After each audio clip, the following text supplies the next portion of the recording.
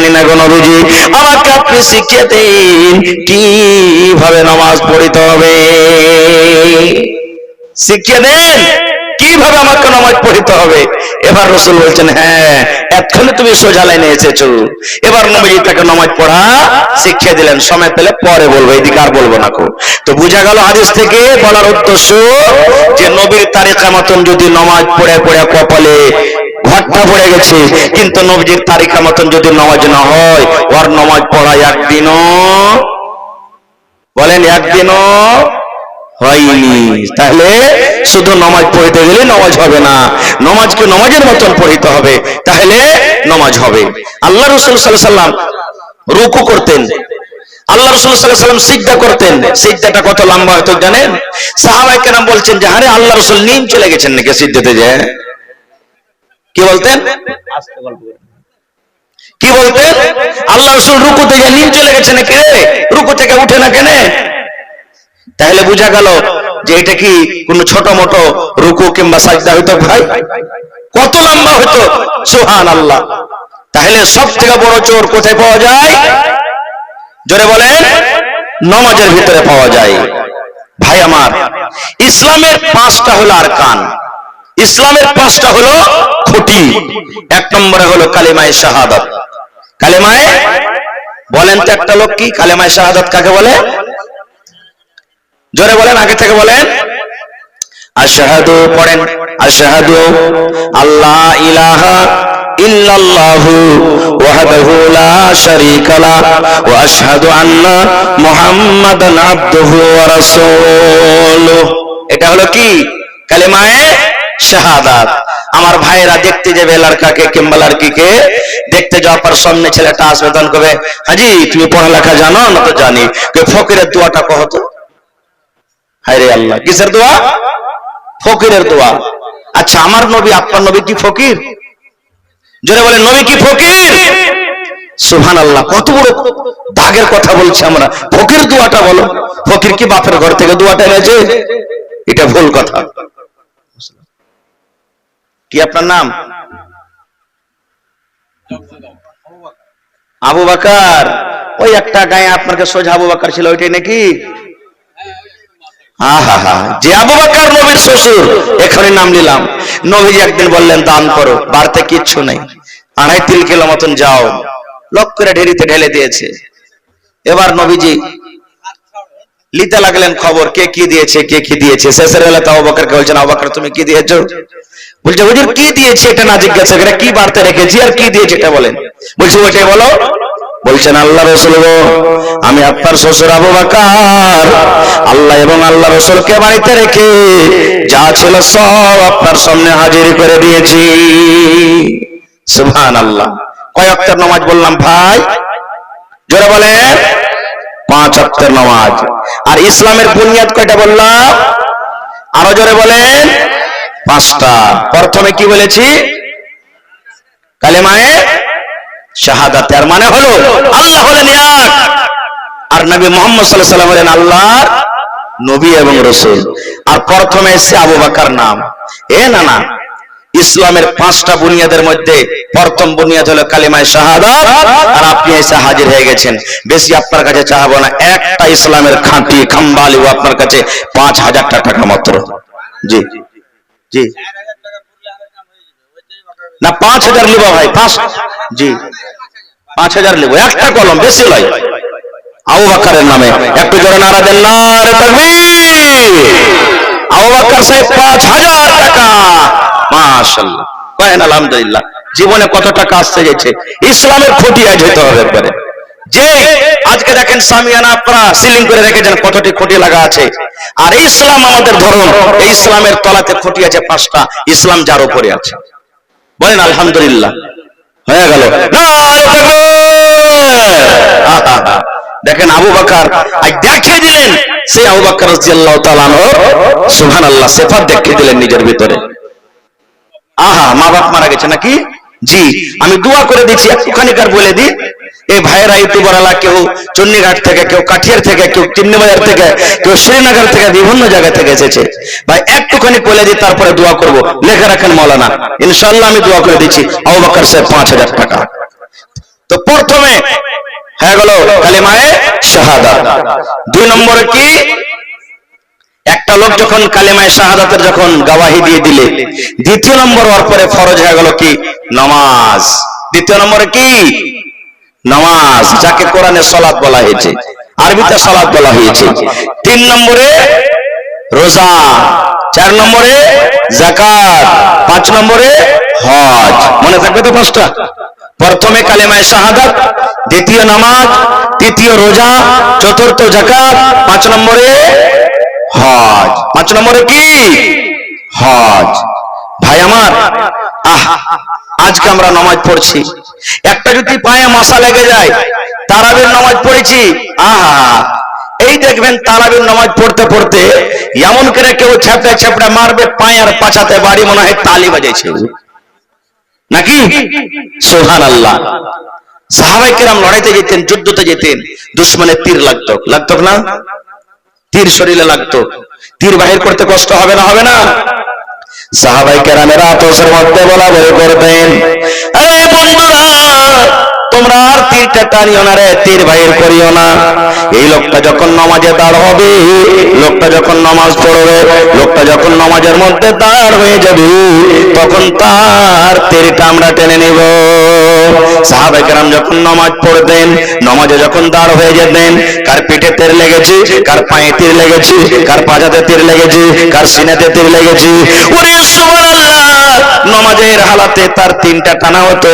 সেই সাহাবী বুঝতে পারতেন না, নামাজ পড়িতে এত আনন্দিত থাকতেন, নামাজ পড়িতে এত মগ্ন থাকতেন, কি নামাজের হালাতে তার গা থেকে তীর টানা হতো। সেই সাহাবী বুঝতে পারতেন না যে আমি নামাজে আছি, আর নামাজের হালাতে আমার তীরটা তার লোকে টানলো না। এরকম ছিলেন কি তাদের নামাজ? এরকম ছিল কি তাদের নামাজ? আল্লাহর নবী সাল্লাল্লাহু আলাইহি সাল্লাম 10 জন সাহাবী কে পাঠালেন তাবলীগের জন্য। কিসের জন্য? মুনাফিক। মুনাফিক কাকে বলে? যারা উপরে উপরে মুসলমান দাবি করে কিন্তু ভিতরে মুসলমান নয়। একটু মুনাফিক এসে রাসূলকে বলছেন, ইয়া রাসূলুল্লাহ, আমরা নতুন নতুন মুসলমান হয়েছি, কিছু লোক আমাদের সাথে দেন যে আমাদেরকে পড়া শেখাবে, কোরআন শেখাবে। নবীজি 10 জন সাহাবীকে বললেন, যাও তোমরা আমাদের গ্রামে গিয়ে তোরাকে কোরআন শেখাবে। চলে গেলেন। যাওয়ার পর রাস্তাতে ওরা সিআইডি রেখেছিল, আরো লোকজন মুশরিকরাকে জমা করে রেখেছিল। মেলা লম্বা ঘটনা, আমি যাব না ওদিকে। তারাকে মারবো বলে রাস্তা ঘেরাও করলো। 10 জন সাহাবী চলে এলেন কোথায়? পাহাড়ের উপরে। পাহাড়ের উপরে যখন চড়লে, নামো থেকে তীর মারতে পারবে না তাদেরকে। এবার বলছে, এই মুসলমানেরা, তোমরা নেমে এসো, তোমাদের সাথে ওয়াদা করছি তোমাদেরকে মারবো না, মারবো না তোমাদেরকে। 7 জন এলো না, 7 জনকে মেরে দিলেন। 3 জন নেমে এলেন। 3 জনের মধ্যে একজন হলো কে? খুবাইব রাদিয়াল্লাহু তাআলা আনহু। বাজারে তাকে বিক্রি করে দিলেন। বাজারে একজন মুশরিক তাকে কিনে নিল, কারণ গাজওয়ায়ে বদরে এই খুবাইব রাদিয়াল্লাহু তাআলা তার বাপকে মেরেছিলেন, যে আমি খুবাইব কাজকে কিনে নিয়ে যে তাকে কাতাল করব, বাপের বদলা নিব। সমস্ত ডেট ফিক্স হয়ে গেল। হ্যাঁ, আজকে 15 তারিখ, 20 তারিখের দিন খুবাইবকে অমুক ময়দানে সুলিতে চড়া হবে, ডেট ফিক্স হয়ে গেল। এবার খুবাইব রাদিয়াল্লাহু তাআলা আনহু বাড়ির ভিতরে জেল ঘরে বন্ধ আছে, একটা ঘরে বন্ধ আছে।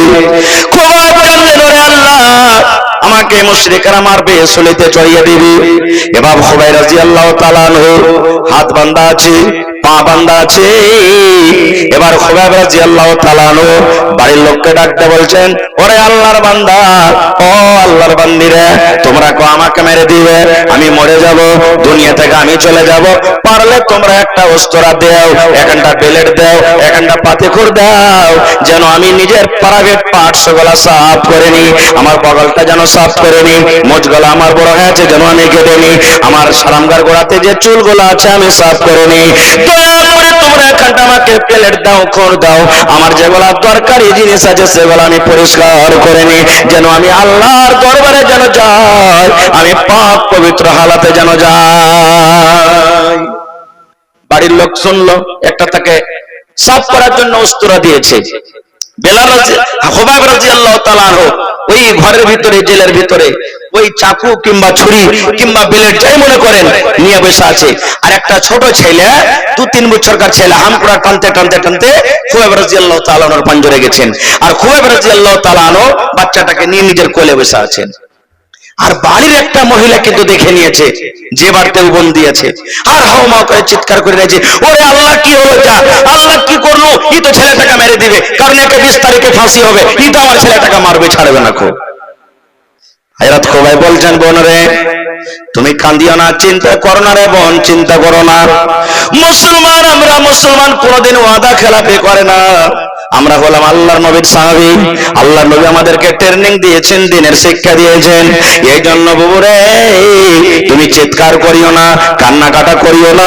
তোমার ছেলেটা আমার কাছে এসেছে বলে আমি কোলে নিয়েছি, তোমার ছেলেকে আমি সরিষায় দ্বারা পরিমাণ ক্ষতি করবো না, নাও তোমার ছেলেটাকে নিয়ে চলে যাও। এবার সেই মহিলা বলছেন, আল্লাহ রে আমি যখন খুবাইবের কাছে গেলাম, তার কাছে দেখলাম খাজুরের খোসা পড়ে আছে, নারিকেলের খোসা পড়ে আছে, আঙ্গুরের খোসা পড়ে আছে। আমি তাকে জিজ্ঞাসা করলাম, ভাই রে তোমাকে তো আমরা ছাতু খেয়ে খেয়ে রাখছি রে ভাই, তোমাকে তো আমরা রুটি খাইয়া খাইয়া রাখছি, আজকে আঙ্গুর তোমাকে কে দিয়ে গেল? এই মদিনার ভিতরে, মক্কার ভিতরে তো আঙ্গুর এখন হয় না, এই আঙ্গুর তোমাকে কে দিয়ে গেল? এবার খুবাইব রাদিয়াল্লাহু তাআলা বললেন, ওরে আল্লাহর বান্দি, এই রোজে এই খাজুর এই আঙ্গুর আল্লাহ রাব্বুল আলামিন আমাকে দান করেছে। কে দান করেছেন? আল্লাহ, সুবহানাল্লাহ।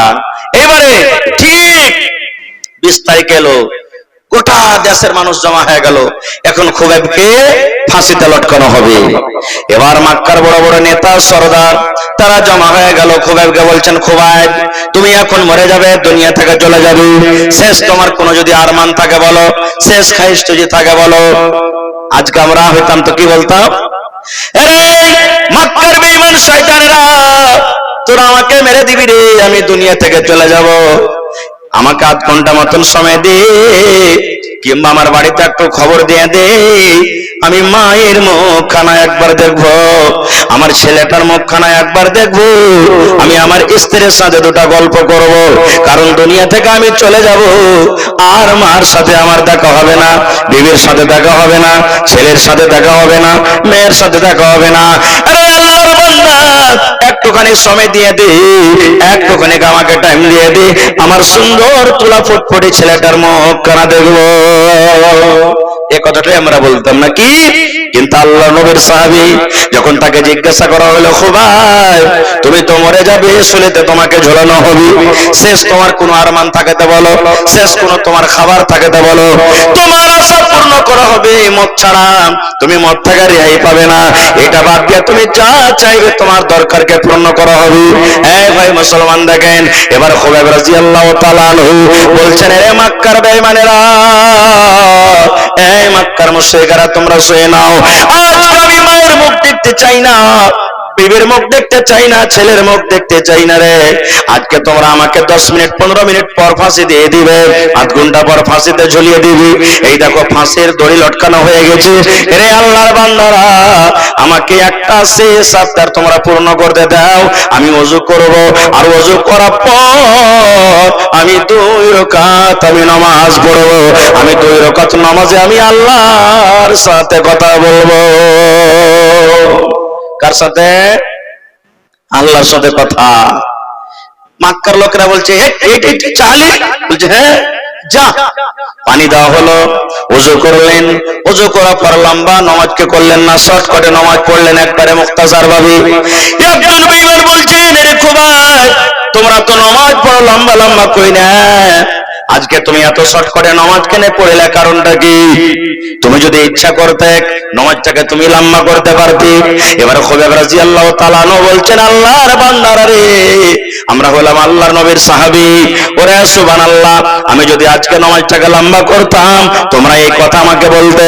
দেখো খুবাইবকে দেখো, মরণের ভয়ে নামাজে লম্বা করে দিয়েছি, নামাজটাকে লম্বা করে দিয়েছি, এই কথাটা যেন তোমরা বলতে না পাও, এই জন্য আমি আল্লাহর সাথে কথা বললাম খুবই শর্টকাটে, চলো আমাকে কোথায় নিয়ে যাবে, এখন আমাকে মেরে দাও, খাতাল করে দাও।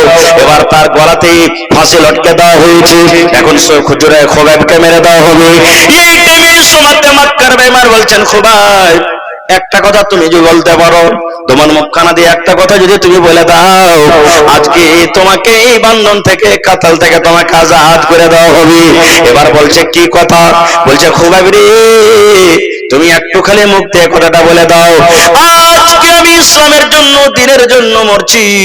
আজকে মোহাম্মদ বলে ছেলেটার জন্য আমি মরছি। ছেলেটার প্রতি যদি আমি ঈমান না আনতাম, তার কথা যদি আমি না মানতাম, আজকে আমাকে ফাঁসি দেওয়া হতো না। আয় খোদাই, তুমি একবার এক কথাটা শুধু মুখ দিয়ে বলে দাও, আজকে আমি যে জায়গাতে দাঁড় হয়ে আছি, আমার গলাতে ফাঁসি লাগা আছে, আমার জায়গাতে যদি মোহাম্মদ ছেলেটা হতো, তাইলে কিন্তু কত ভালো হতো। এই কথাটা তুমি শুধু বলে দাও। যেমন কথাটা বলা, খুবেবের চোখ দিয়ে জর্জর করে পানি ঝরতে লাগলো, আর বলছেন মক্কার বেঈমান রে, আল্লাহ রাব্বুল আলামিন যদি আমাকে 10 বার দুনিয়াতে হায়াত দেয়, আর 10 বার যদি আমাকে তোমরা ফাঁসি দাও, আর এই বারবার এই কথাটাই বলো, তুমি একবার বলো যেন আমার জায়গাতে নবী দাঁড় হয়ে যায়, এটা বলা দূরের কথা, আমি এই কথা বলতে পারবো না কি আমার নবীর পায়ে এখন কাঁটা গড়ে যায়। নারে তাকবীর! আমি এই কথাটা বলতে পারবো না। মেরে দিলেন। শেষ আমল হলো কি? খুবাইবের শেষ আমল হলো কি? জোরে বলে। হায়রে আল্লাহ, বুঝতে পারলেন না? খুবাইব রাদিয়াল্লাহু তাআলা আনহুর শেষ আমল কি? আমাদেরও নামাজ হচ্ছে শেষ আমল নাকি? হয় না? কিন্তু জানাজার নামাজ লোকে পড়বে, আমরা পড়বো না। শেষ আমল তো হয়েছে, কিন্তু লোকে পড়বে, আমরা পড়বো না।